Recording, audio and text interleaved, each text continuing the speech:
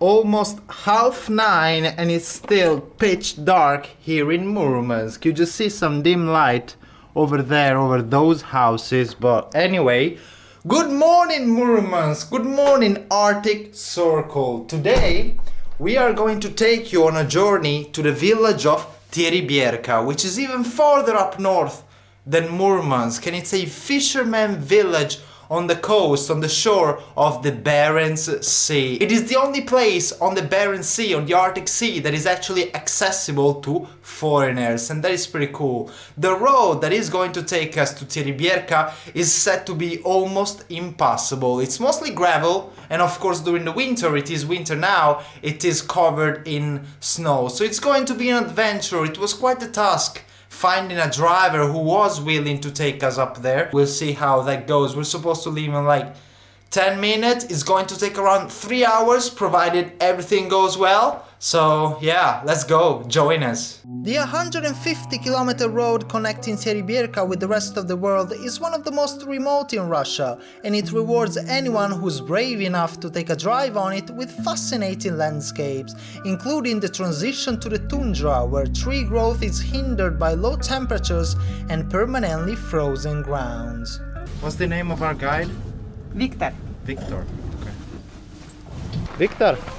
Здравствуйте. Здравствуйте, Давида. Алена. Присаживайтесь, наверное, машину вперед. Having breakfast with this nice burrito con pollo, burrito with chicken. How is that? It's decent, it's warm. I can see a lot of steam going. Yeah. So we are here with Victor, who is going to be our guide for the day, and we just stopped for breakfast and I just got my burrito because we actually have to wait for 2 other people who are coming in the car with us all the way to Teriberka, so it's going to be fun.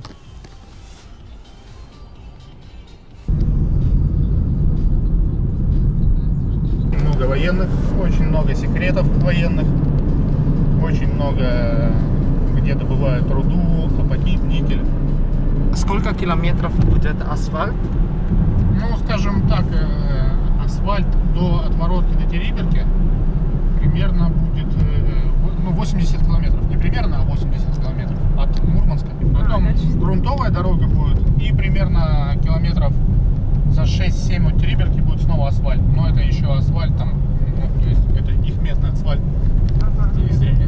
Но мы практически не почувствуем разницы, поскольку грунтовка сейчас замерзла, ее грейдером сняли. Понятно. То есть это будет вот такая дорога.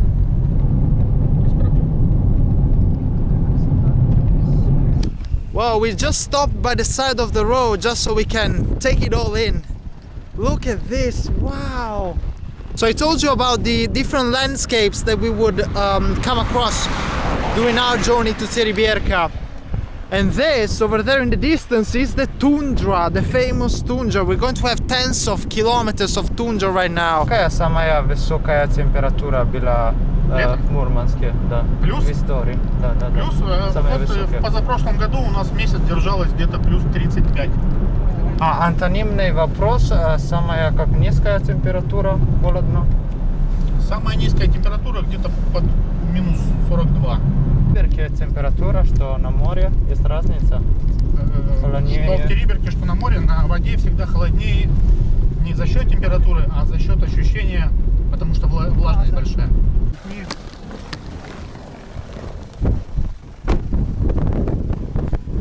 This is the Russian tundra.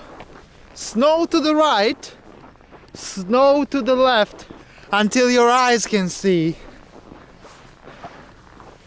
Wow, this has to be one of the most amazing places I've ever been to, like hands down. You see the sun below the horizon over there, but it's a bit shy, so it's not going to come out for a few days. But wow, look at this. You can see how the sky is just so beautiful. They don't get much light, they get around 4 or 5 hours of light at this time of the year. But you see, it's so beautiful because you see so many different colors.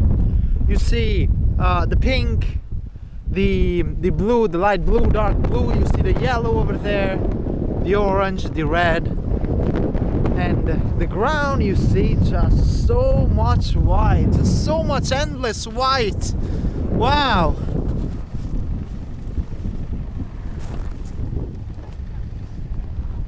The reason why many people stop here is because we are at a crossroad. So you see, there's a road that continues over there and it goes to the village of Tumani, whereas we are going to continue down this path, down this road, all the way to Teriberka.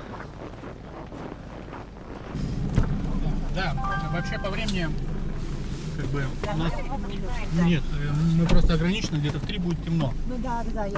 Расскажите, пожалуйста, эти оранжевые вещи, я знаю, что эти для снега, да? Как работают? Оранжевые и желтые столбики? Да, эти. Это работает элементарно. Человек, который сидит за рулем трактора, когда дорогу замело, он видит, где дорога. То есть это ориентир для тракториста. Также вот сейчас просто немного снега. То есть мы видим дорогу серую, то есть, ну, видно, да, отличить можно дорогу. Когда будет февраль, здесь дорога будет идеально белая, то есть будет светить солнце, и она будет просто сливаться с окружающей средой. There's one abandoned Soviet building. The bright lights of Teriberka on the Barents Sea.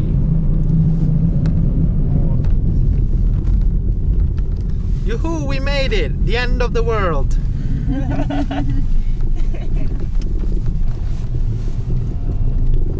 Значит, это мост, через устье бухты впадает река Воронья. Семужная река.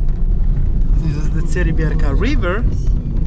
And this is Teriberka, the village, the proper village of Teriberka. Wow, you can already see these Soviet abandoned buildings all over town.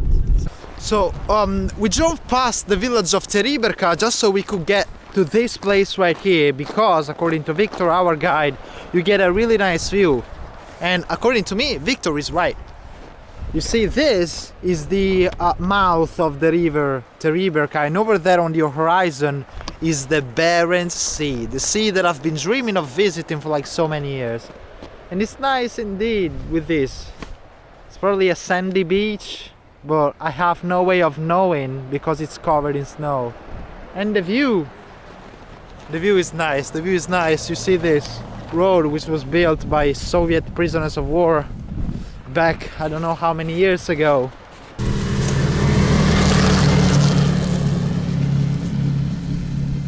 This just doesn't look like Earth. This doesn't look like the planet Earth that we're all used to, that I am used to. With the sky in this color, this snowy and white landscape over and over, covering the rocks protruding over the Barents Sea. It just looks like there is a perennial sunset, like there is a never-ending sunset. The light starts at around 10 in the morning, right? And then after that, you have the colors of the sunset until 3 and 4 in the afternoon, when there's no more light. It starts getting dark again. It's not like the sun actually rises, it doesn't actually set, but it just stays like this for hours on end. Gotta run to get my gloves, I don't want to get frostbite. Oh, I want to keep all my 10 fingers. How many do I have now? Yeah.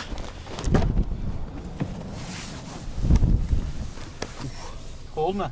Да, пальцев. Проблема, и можно ждать в очереди, стоять долго.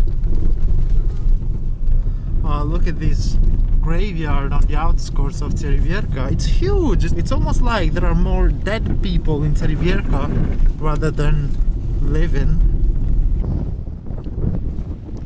Whoa, we are now going to check out this abandoned Soviet school right in the center of Teriberka. Wow, just imagine this.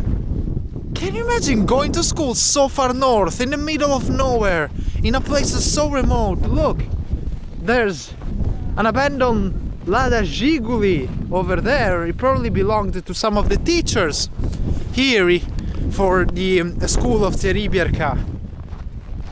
It says over there, it still says Муниципальная общеобразовательная средняя школа поселения Teriberka in Murmanskaya Oblast. It's a middle school.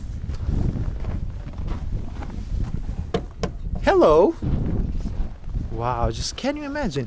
It even looks too big, to be fair, for a school for this village. But then again, Victor was saying that the village of Teriberka was housing way more people during the Soviet times. So probably the school was dismissed due to the huge population decline that the village of Teriberka has been seeing for the years after the collapse of the Soviet Union. Even more abandoned buildings. Look at this. Who knows what this building was? Number 13. Most of these buildings are abandoned, and then the rest of them, for example that one, which is not, is either something related to the maintenance of this place or a guest house or a hotel.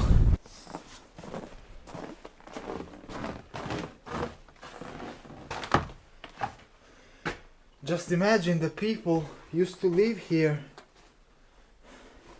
Was that 30 years ago? You see the wooden set of stairs, it's a bit dark. But wow, you can still see the toilet. And then everything else is dark. Wow, this is like an open air museum of how people used to live in places like this, so far north, during Soviet times. There's almost no one around here, it looks so creepy. But look at this. Wow, these are the cars once used by the fishermen inhabiting the village of Teriberka 40, 50, 60 years ago, at the times of the Soviet Union. And now they're made to rest like this. People took what they could, engines, electrical wires and stuff, and left the rest like this. You can see here the church of Teriberka. Even really small villages at the end of the world in Russia have their own church.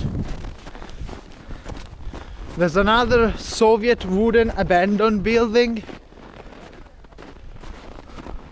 Who knows what kind of people, what kind of fishermen used to live here. The abandoned cribs of Teriberka. Probably they used to go out on boats like these on the waters of the Barents Sea and catch the fish that they needed to survive with. And look at this, Krasnaya 4. This is Krasnaya Ulica, this is or was Krasnaya Ulica, which means Red Street, number 4. Fascinating.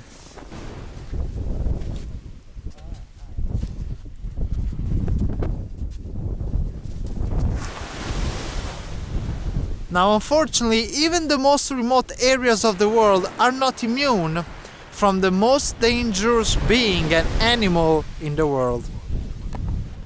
Humans. Jesus, it just grinds my gears. How can you come to a place like this, which is considered to be the end of the world, which is just amazing. Just the thought of being here, of reaching this place after so many kilometers and hours on the road. You come here and you're willing to throw trash onto the ground, onto the frozen ground. It just makes me really angry. Like, this stupidity of a certain kind of people is just insane.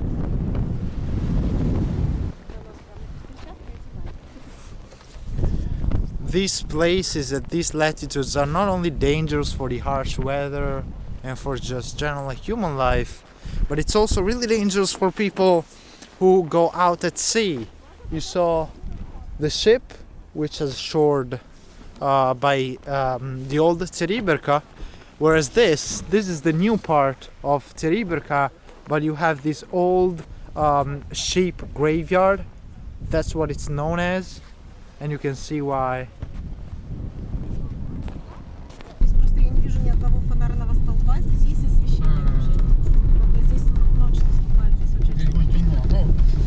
Они есть, но их тут очень мало. Когда здесь ночь наступает, здесь, скорее всего, все уходят домой. Проблем, я говорю, с наплывом туристов, они как бы, да, поселились здесь, но по факту раньше здесь никто не жил.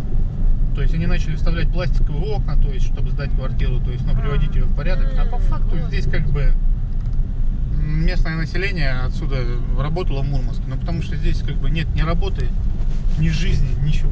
То есть, ну что тут делать после работы? Как человеку развлекаться, отдыхать? А местные гаражи для лодок, для снегоходов. So you can see it's getting dark already. It's 2 o'clock. And this is the new part of Teriberka, New Teriberka, the so-called New Teriberka. And the reason why we came here, other than visiting mostly, is because we can have a ride on this. A snegahod, a snow machine. And with this we'll be able to plow onto the snowy shores of the Barents Sea. Ooh, we are going on a ride on the snowy Barents Sea. Victor, he was so kind that he gave me these gloves. Look at this. They're Oh. so big. They're like double of mine. Oh, I forgot to shut my ushanka. Oh damn. I just hope that my cap, my ushanka, my Russian hat doesn't fly away.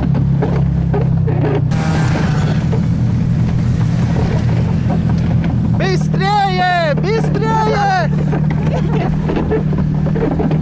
Woohoo! We're riding on a freaking snowmobile on the edges of the world. Wow. This is as far north as you can get here in Russia. Аккуратно. Ага. Further north is only the North Pole.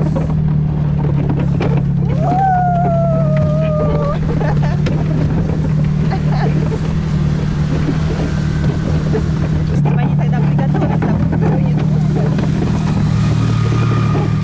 Что?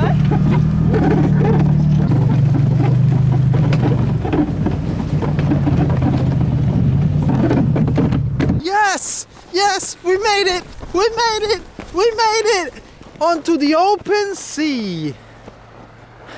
And I'm not just talking about the sea of water, but I have to mention the sea of people. Jesus Christ, so much for one of the most remote parts of the world, right? So Alyonchik, come on, let's play a game. Do you know what's ahead of us, like on the other side of the sea? USA. Uh, No, Canada. Yeah, Canada, right.